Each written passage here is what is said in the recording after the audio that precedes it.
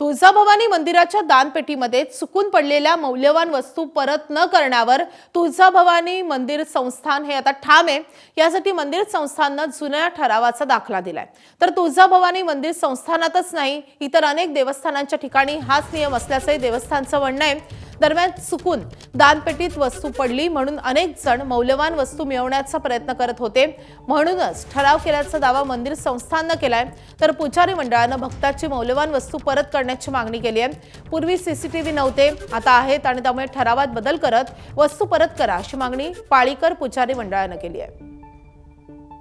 दिवसापूर्वी एका भक्ताची अंगठी दानपेटीमध्ये पडली, ती मंदिर संस्थांनी परत केली ना असं न्यूज मध्ये दाखवले। हातातली वस्तू पडली म्हणजे चुकून त्याकडे गेलेली आहे, त्यामुळे असं विनंती करतोय की आपण ह्याच्यावर कुठेतरी विचार विनिमय करून आपण तात्काळ जो ठराव आहे तो बदलून आणि ज्या भक्तांचे काही वस्तू पडले ते परत करावे।